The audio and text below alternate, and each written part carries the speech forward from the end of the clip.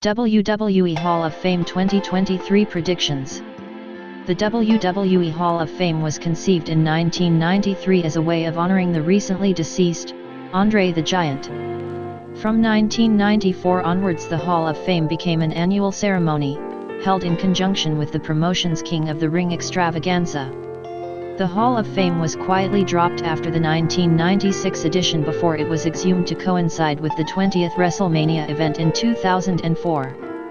For the past 2 decades, the Hall of Fame has become an integral part of WWE's WrestleMania weekend and has seen true legends such as Hulk Hogan, Stone Cold Steve Austin and Ric Flair inducted.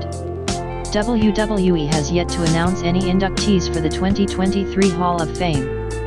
This feature speculates who may receive the nod to be inducted this year. The Guardians of the Galaxy star and former WWE and World Heavyweight Champion has gone on record to say he would like to be inducted into the WWE Hall of Fame this year. Batista was supposed to be inducted as part of the 2020 class before the COVID-19 pandemic forced that event to be postponed. When it was rearranged for 2021, a scheduling conflict prevented the animal from attending. There is little doubt, Batista is a worthy inductee and would likely be the headliner for the class, given he is a former 6-time WWE World Champion, 4-time Tag Team Champion and 2-time Royal Rumble winner. He also headlined WrestleMania twice, in 2005 and 2014. Batista debuted in WWE as the long-forgotten sidekick of Reverend D-Von back in 2002. But soon traded in the former Dudley to join the Evolution stable with Randy Orton, Ric Flair, and Triple H. Batista eventually departed the group and would relieve the game of the World Heavyweight title at WrestleMania 21 after a masterful, slow-turn storyline.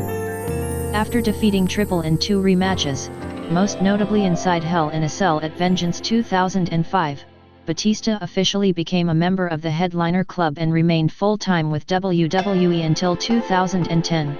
Before a 6-month return in 2014. The Animal officially retired from in-ring competition in 2019 at WrestleMania 35. Batista is one of the most deserving wrestlers yet to be inducted into the WWE Hall of Fame. The Japanese icon is set to finally call time on his illustrious 4-decade career on February 21 at the Tokyo Dome.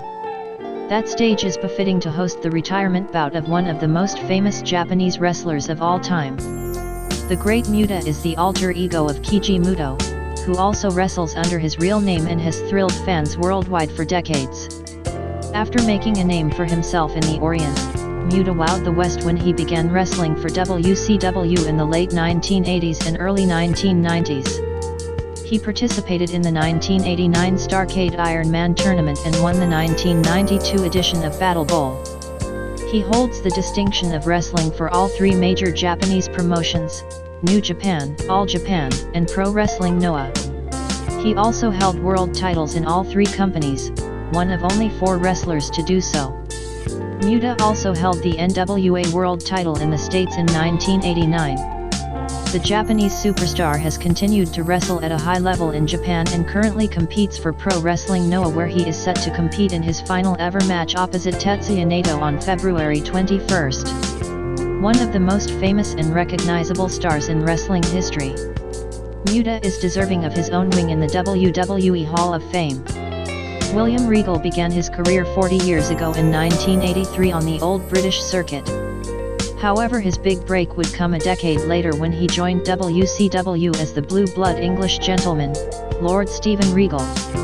Under this persona, Regal participated in a number of priceless skits, most notably when he helped transform Bobby Eaton into Earl Robert Eaton.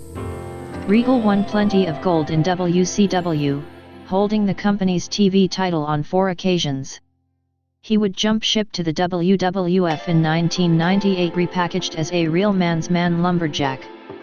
Regal's personal problems would cause him to disappear from television. When he resurfaced in the Federation, he had been rechristened William Regal and his character more closely resembled that of his WCW character. Regal participated in an innumerable amount of classic backstage segments and enjoyed a memorable run as WWF Commissioner in 2001.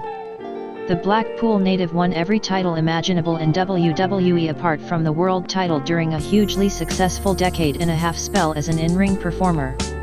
After retiring from combat, Regal took on a backstage role and was the on-screen authority figure in WWE's third brand, NXT. Following a brief spell in AEW as the on-screen manager of the Blackpool Combat Club, Regal returned to WWE this year in a backstage capacity once again. As part of his contract release, Regal had to agree not to appear on WWE television in 2023. It's unclear whether this would also preclude him from entering the Hall of Fame. After 4 successful decades in the business, the time would appear right for Regal to take his rightful spot in the WWE Hall of Fame. In the 1980s, Lex Luger seemed destined to become a superstar in the vein of Hulk Hogan or Ric Flair, but regrettably he never quite achieved that level of stardom. However, there is no question that his career is Hall of Fame worthy. He rose to prominence in JCP in 1987 and would soon join the company's premier act, the Four Horsemen. After parting ways with the group, Luger locked horns with their leader, Ric Flair, in a series of excellent and hugely profitable world title matches in 1988. Luger would be repeatedly screwed out of the world crown until he finally snared the vacant strap in 1991, which earned him a reputation as a choker. It would follow him to the WWF in 1993, when he was promoted as the successor to Hulk Hogan but failed to wrest the WWF Championship from Yokozuna, most memorably at SummerSlam 1993 and WrestleMania X. The total package famously jumped ship to WCW on the debut edition of Monday Nitro, which set the tone for the Monday Night War that followed. Although in his first major match for the company, he once more failed to win the big one as he could not dethrone Hulk Hogan for the WCW World title. He did eventually earn a second reign as WCW champion, for 6 whole days, in August 1997, and later joined the NWO Wolfpack in 1998. Luger remained in WCW until the promotion folded in March 2001, where he faded from the public eye until the tragic death of his girlfriend, Elizabeth Hewlett, in 2003. After several years of health problems, a Hall of Fame induction by WWE would be a classy way to recognize a forgotten legend. Elizabeth Hewlett entered the wrestling business in 1983 when she met Macho Man Randy Savage, whom she married in late 1984.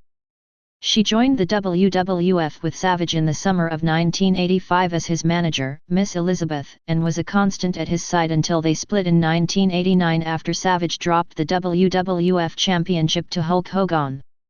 Elizabeth dropped out of the spotlight until WrestleMania 7, where she had an emotional reunion with Savage after he had lost a stipulation match to the Ultimate Warrior, forcing him to retire.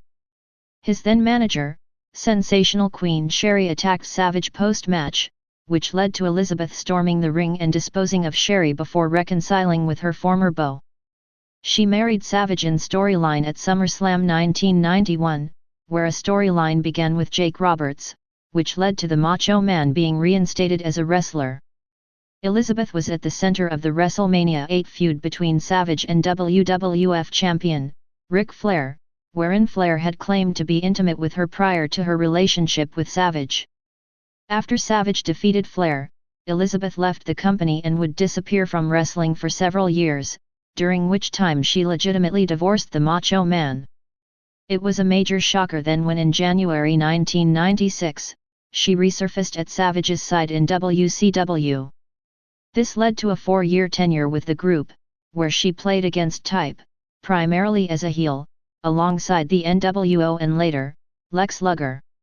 When her contract expired in August 2000, Elizabeth disappeared from wrestling altogether. She tragically passed away from an accidental overdose in May 2003. She was 42 years old. Miss Elizabeth's legacy is that she was a major female star in an era where men dominated the featured positions in wrestling and paved the way for future female performers in the United States.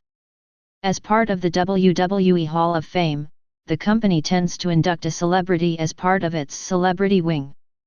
The criteria is unclear as previous inductees range from celebrities who played a major role in the company for a period of time, such as Mr. T, who headlined the first WrestleMania event, and Mike Tyson, who played a huge part in the success of WrestleMania 14, to celebrities like Drew Carey, who made a single solitary appearance for the promotion and did not take a single bump. For her part, Cyndi Lauper falls into the former category. Much like Mr. T, she played a huge part in the success of the inaugural WrestleMania event. As Mr. T was attached to Hulk Hogan, Lauper was tasked with making Wendy Richter a mainstream star. Richter was a heel when the deal was made with Lauper, but was abruptly turned face and partnered with the pop star to become the star of the women's division. Richter challenged the Fabulous Moolah for the women's title at the MTV special, Brawl to End It All, in July 1984 and captured the strap. The title change was major news thanks to Lauper's involvement. Richter dropped the belt in another MTV special called War to settle the score in February 1985, but rebounded to reclaim the gold with Lauper's assistance at WrestleMania. Lauper then disappeared from the promotion and Richter's star faded as a result, and she departed the WWF under acrimonious circumstances in November of that year. However, Lauper was a major part of WWF television between 1984 to 1985 and played a massive role in helping the federation become a pop culture phenomenon. It is therefore incredulous that she has not been inducted already. Perhaps in 2023, she will finally be enshrined. However, it wasn't until 1983, when Bobby Eaton replaced Rose and Jim Cornette was installed as their manager, that the group took off. They competed in Mid-South, WCCW, and JCP, capturing the tag team title in all three promotions. Stan Lane replaced Condrey in 1987, and the New Look Midnight Express even feuded with former members Rose and Condrey, managed by Paul E. Dangerously, in a heated feud. However, the Midnight Express's most famous conflict came opposite the Rock and Roll Express. The two teams tore it up in countless classic bouts which are still talked about today. For all intents and purposes, the Midnight Express disbanded in 1990 when Cornette and Lane left WCW after a scheduling dispute. Eaton would remain and would soon join the Dangerous Alliance before he was memorably repackaged as Earl Robert Eaton in 1994 alongside Lord Steven Regal. The Midnight Express name was exhumed by the WWF in 1998 with Bob Holly and Bart Gunn as members. Cornette was once again installed as their manager. However, the run was short-lived, lasting a few short months. The WWE Hall of Fame will be incomplete so long as the Midnight Express is not a part of it. Hopefully, this omission will be rectified in 2023.